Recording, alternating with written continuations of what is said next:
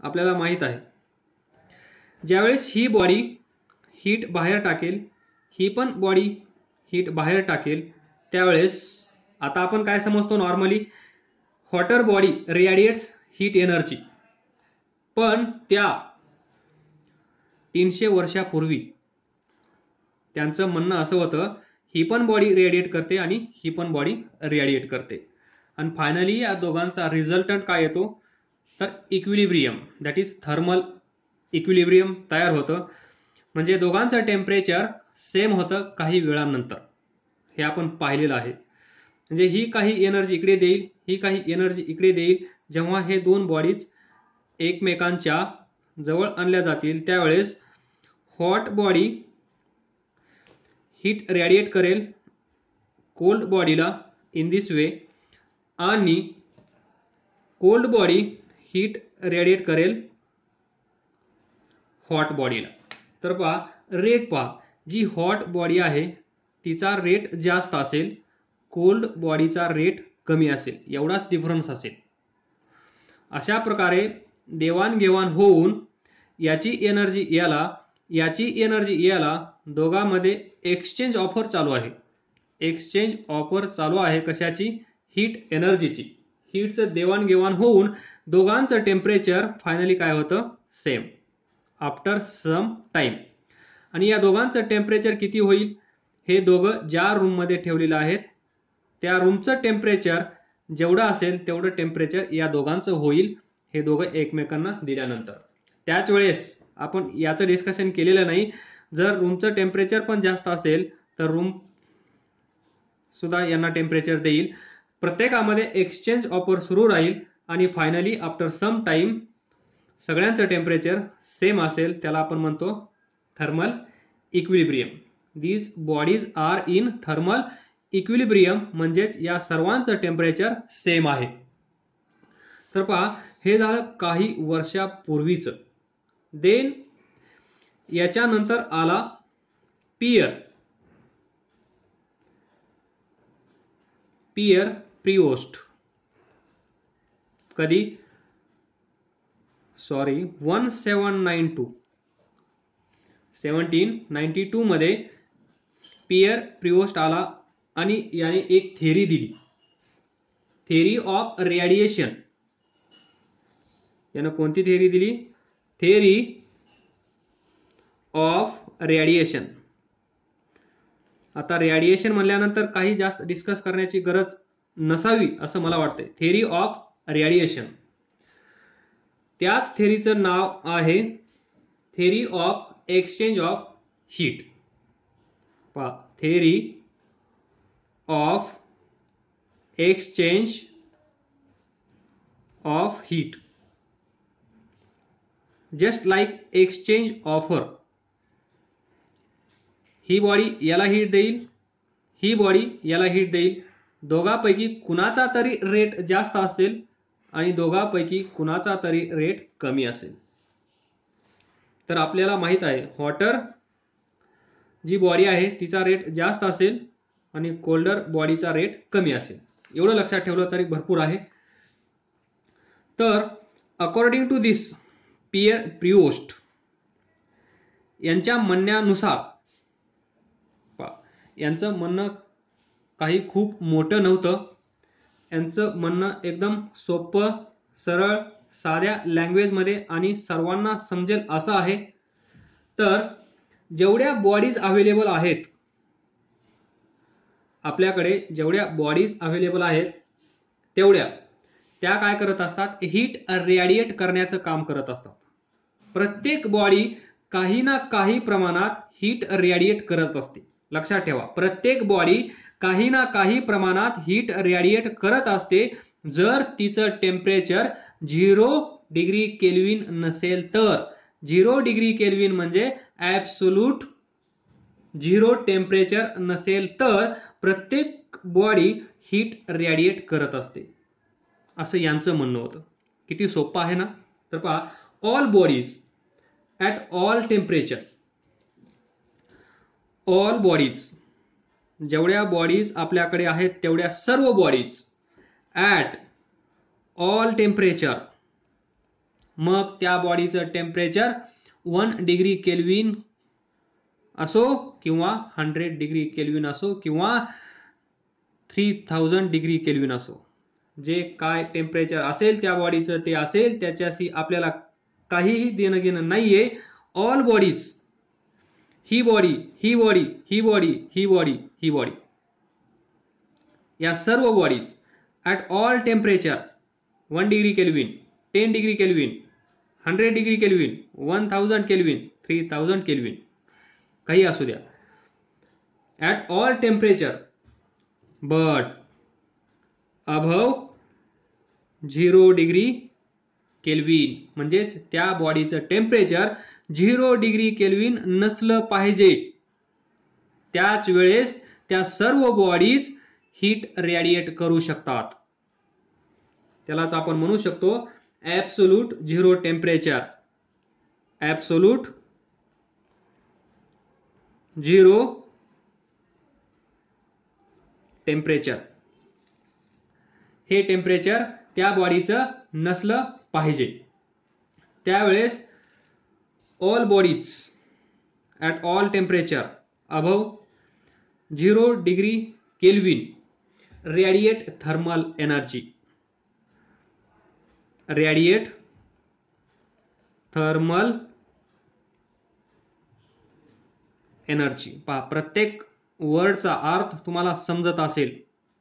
Radiate thermal energy म्हणजे ही body काहीतरी energy देत असेल, म्हणजेच रेडिएट करत असेल काहीतरी एनर्जी, हीट एनर्जी किंवा थर्मल एनर्जी. अँड एवढं लक्षात ठेवा, अगोदर एवढं समजलं. हे आहे according to peer Prevost theory. त्यांच्या म्हणण्यानुसार असं आहे. त्यापूर्वी जे लोक विचार करायचे ते पण बरोबर होतं, काही चुकीचं नव्हतं. याला फक्त टेक्निकली थोडंसं व्यवस्थित मांडलं गेलं. त्यालाच आपण म्हणतो Pierre Prevost theory. Theory of radiation. त्याचं नामकरण झालं theory of exchange of heat. Then त्याच वेळेस पहा, ॲट सेम टाइम, लक्षात ठेवा, ॲट सेम टाइम काय घडत आहे. इथे पहा, ही बॉडी आहे जी याचा अर्थ आपल्याला सांगत आहे. त्याच वेळेस काय होत आहे पहा, ही बॉडी जरी हीट रेडिएट करत असली तरी ही बॉडी दुसऱ्या बॉडी कडून काही ना काही हीट ॲब्सॉर्ब करत असेल. म्हणजेच at the same time these bodies absorb radiation or thermal energy, that is thermal radiation. At same time all these bodies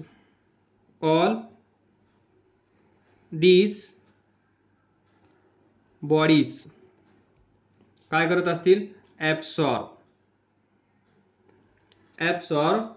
radiation किंवा थर्मल एनर्जी कुणाकडून, फ्रॉम सराउंडिंग बॉडीज. म्हणजेच या बॉडीच्या शेजारी इथे एक बॉडी असेल, ही बॉडी पण हीट रेडिएट करत असेल. म्हणजे या बॉडीनं जी हीट रेडिएट केली ती हीट एनर्जी पण कोणीतरी घेतली पाहिजे. म्हणजे समजा या बॉडीने घेतली तर ही बॉडी एकाच टायमाला, पहा, ॲट सेम टाइम म्हणजे एकाच टायमाला दोन काम करत आहे. एक काम म्हणजे ती हीट एनर्जी रेडिएट करत आहे, त्याच वेळेस ती हीट एनर्जी ॲब्सॉर्ब पण करत आहे. म्हणजेच पहा, all bodies at all temperature above 0 degree Kelvin, that is absolute zero temperature, radiate thermal energy. At same time all these bodies absorb radiation, thermal energy from surrounding bodies.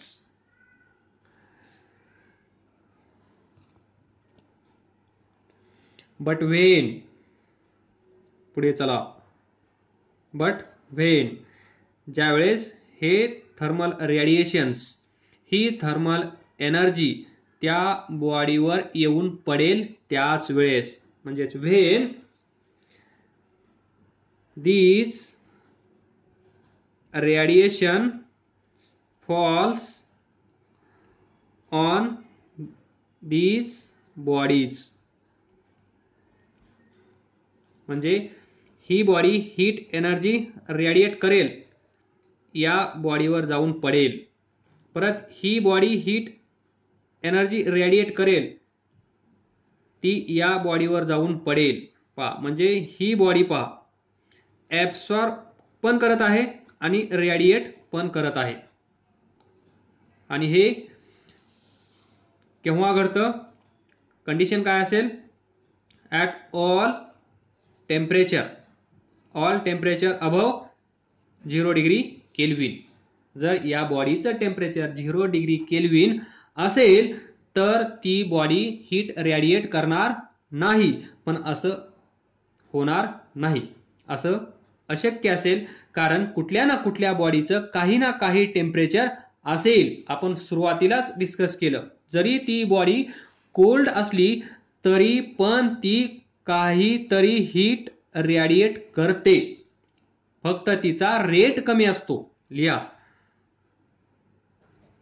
ती cold असल्यामुळे तिचा rate कमी असतो. Otherwise cold body also radiate heat energy.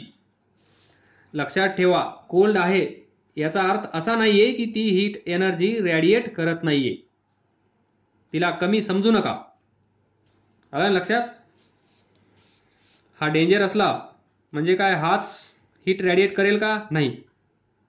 हा danger नसूनही heat radiate करत आहे, फक्त हिचा रेट कमी आहे, हिचा रेट जास्त आहे, बस. ही आहे प्रियोस्ट theory. Next, this amount of radiation, हे जे रेडिएशन होत आहे, अमाउंट म्हणजे quantity of this heat radiation, हे जे हीट रेडिएशन होत आहे ते कितीतरी होत असेल. 10 जूल, 100 जूल, 1000 जूल, 1,00,000 जूल, काहीतरी होत असेल. That is amount of thermal radiation, Q. That is amount of heat radiation. He body heat radiate करत आहे, किती करत आहे? Q. ही बॉडी Q1, ही बॉडी Q2. प्रत्येक बॉडी काहीतरी हीट रेडिएट करत असते आणि ती हीट आपण इथे कन्सिडर केली Q. किंवा ही बॉडी हीट एनर्जी रेडिएट करते Q, असं नाही, ABCD मधलं Q. Amount of heat radiation emitted per unit time. Amount of heat radiation emitted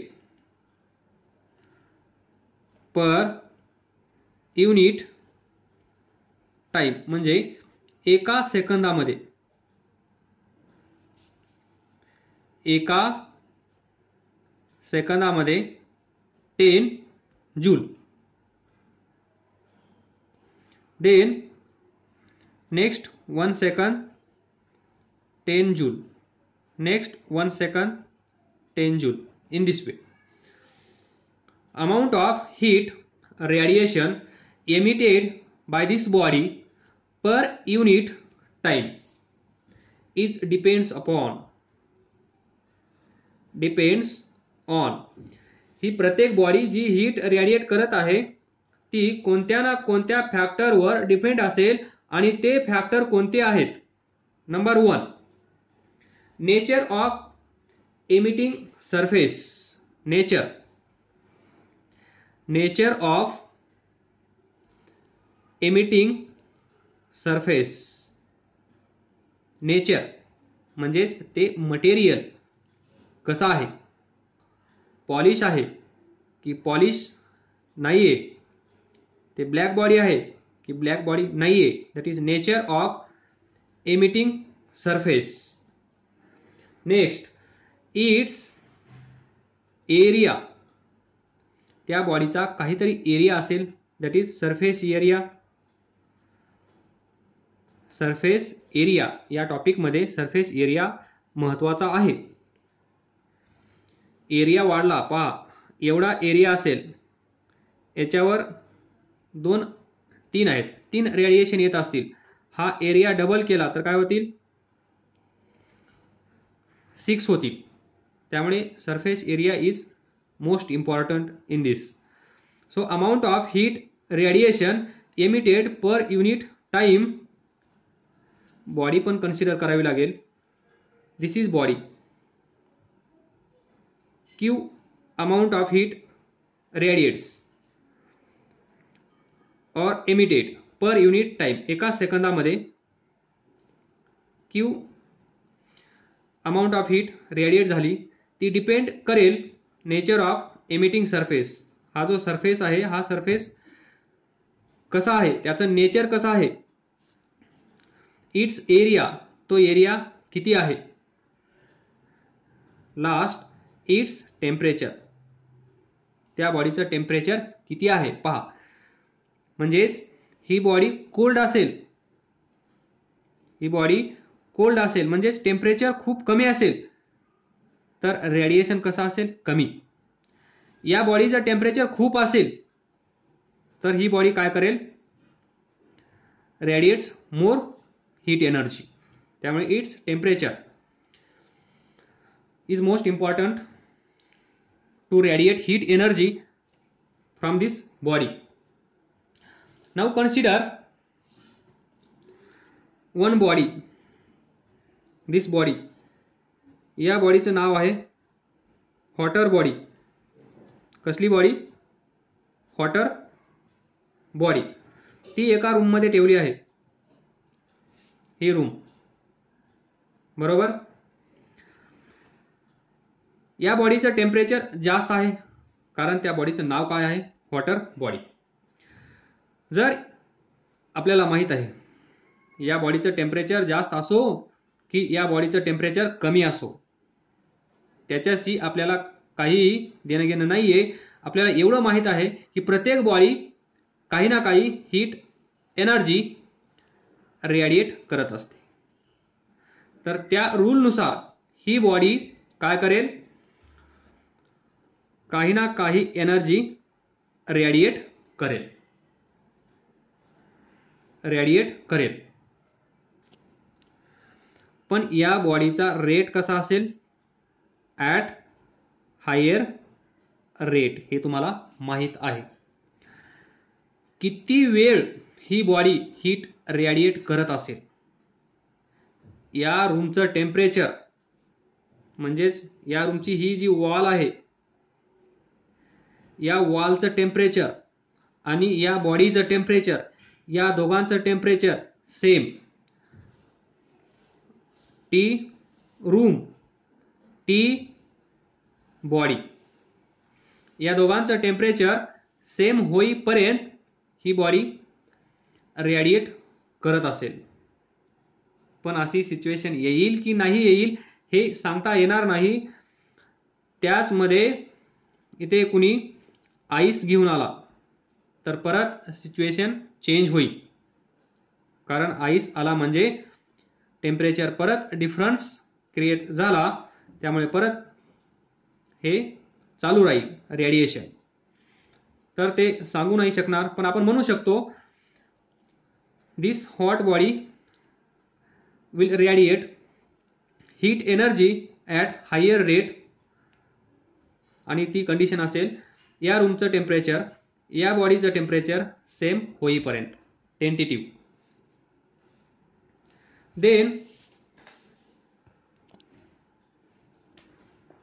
consider this body. या बॉडीचं नाव कूलर किंवा कोल्डर बॉडी. या बॉडीला पण रूममध्ये ठेवा. परत या रूमचं काहीतरी टेम्परेचर असेल टी रूम, या बॉडीचं काहीतरी टेम्परेचर असेल टी बॉडी. ही बॉडी पण हीट एनर्जी रेडिएट करेल, बट ॲट लोअर रेट. म्हणजे रेट ऑफ रेडिएशन कसं असेल इथे, लेस. कमी रेटने ही बॉडी हीट एनर्जी रेडिएट करेल, एवढाच फरक असेल. Otherwise each and every body will radiate some heat energy, that is heat radiations. Then consider this body. या बॉडीचं नाव आहे light colour body. Light colour body हे आपण पाहिलं आहे मागच्या लेक्चरमध्ये. लाईट कलर बॉडी असेल तर काय करेल,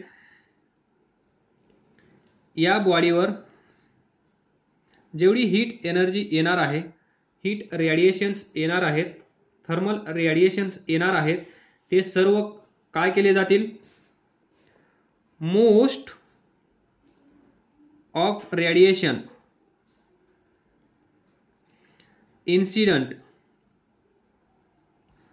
on it will be reflected. Light colour shirt आपण यूज करतो समरमध्ये, त्याचं हेच कारण आहे. Most of radiation incident on it will be reflected. म्हणजे उन्हाळ्यामध्ये समरमध्ये हीट जास्त असते, थर्मल रेडिएशन्स जास्त असतात. जर आपण व्हाईट म्हणजेच लाईट कलरचा शर्ट घातला तर तो शर्ट काय करेल, most of radiations will be reflected. जे त्याच्यावर येतील तेवढे सर्व रिफ्लेक्ट केली जातील. Then dark colour body. Dark colour body असेल तर ती काय करेल, ॲब्सॉर्ब करेल. Absorb most of radiation incident on it. या बॉडीवर जेवढी हीट एनर्जी येईल ती सर्व हीट एनर्जी, हीट रेडिएशन्स काय केले जातील, ॲब्सॉर्ब. हे डिस्कस केलेलं होतं. तर पहा next, consider this body. Body ए. ज्यावेळेस ही बॉडी हीट एनर्जी ॲब्सॉर्ब करेल, हे आपण डिस्कस करतच आहोत. ज्यावेळेस ही बॉडी हीट एनर्जी ॲब्सॉर्ब करेल त्यावेळेस काय होईल, when this body A absorb this thermal radiations, this thermal energy, this heat energy, what happens माहित आहे तुम्हाला काय होईल. याच्यामध्ये जे ॲटम्स असतील, ॲटम्स मॉलिक्युल्स, जा परत kinetic theory of gases, gas molecules. हा गॅस नाही आहे, टॉपिक सेम आहे, पण ही एक बॉडी आहे जस्ट लाईक सॉलिड बॉडी. ज्यावेळेस ही बॉडी हीट एनर्जी ॲब्सॉर्ब करेल त्यावेळेस आतमध्ये समजा हा ॲटम आहे, या ॲटमचं टेम्परेचर काय होईल, आपण म्हणत आहोत ज्यावेळेस ही बॉडी हीट एनर्जी ॲब्सॉर्ब करते त्यावेळेस थर्मल एनर्जी या बॉडीची काय होते, thermal energy thermal energy of this body increases. बरोबर. जर या बॉडीची थर्मल एनर्जी वाढत असेल तर या बॉडीमध्ये असणारा ॲटम, हा छोटासा ॲटम, याचं टेम्परेचर पण काय होत असेल, वाढत असेल. मग याचं टेम्परेचर जर वाढलं तर याची कायनेटिक एनर्जी पण वाढत असेल. किंवा ज्यावेळेस आपण या बॉडीला हीट करतो त्यावेळेस या बॉडीचं टेम्परेचर वाढल्यामुळे कायनेटिक एनर्जी इन्क्रीज होते. किंवा याची कायनेटिक एनर्जी वाढली याचाच अर्थ या बॉडीचं टेम्परेचर वाढलं. या दोन्ही गोष्टी आपण म्हणू शकतो. तर पहा, when this body absorb this thermal radiation or this thermal heat energy, kinetic energy of atoms काय होईल, इन्क्रीज होईल. आणि या ॲटमची कायनेटिक एनर्जी वाढल्यामुळे काय होईल पहा, हा ॲटम सुरुवातीला इथे आहे.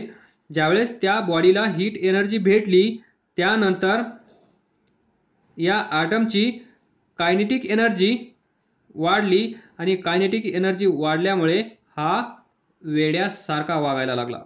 म्हणजे कधी इथे जातो तर कधी इथे जातो, कधी इथून परत इकडे येतो, परत इकडे जातो. म्हणजे तो काय करायला लागला, ऑसिलेशन्स. म्हणजे तो item then oscillates about their mean position. अलग लक्षात पहा. सिंपल, बॉडी, या बॉडीला हीट एनर्जी भेटली म्हणजे या ॲटमची कायनेटिक एनर्जी वाढली म्हणजे हा धावायला लागला. तो इथे पोहोचला, परत इकडे येईल, परत इकडे जाईल, परत इकडे येईल. त्याला आपण काय म्हणतो, item then oscillates about their mean position. This situation. Then we have seen that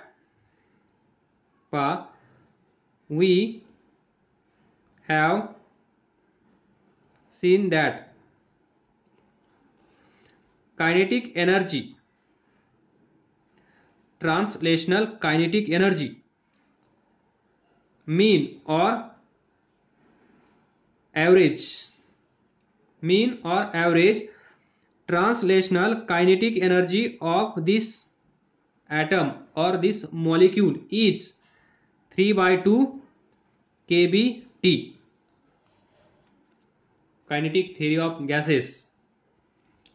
Kinetic energy, mean kinetic energy or average kinetic energy per molecule. He energy, he kinetic energy कुणाची असेल, एका मॉलिक्यूलची. आपण इथे म्हणत आहोत ॲटम. तर इथे पहा, this kinetic energy depends upon temperature. Kinetic energy depends on temperature of body. तर यालाच आपण असं म्हणू शकतो, व्यवस्थित लक्ष द्या, due to this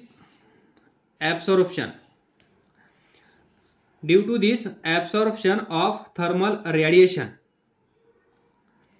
temperature of this body increases. या बॉडीचं टेम्परेचर काय होत आहे, increases. Thus kinetic energy increases. ज्यावेळेस आपण या बॉडीला हीट सप्लाय करत आहोत या बॉडीवर काहीतरी थर्मल रेडिएशन्स येऊन पडत आहेत, त्यावेळेस या बॉडीचं टेम्परेचर वाढत आहे. कशामुळे? Due to absorption of this thermal radiations.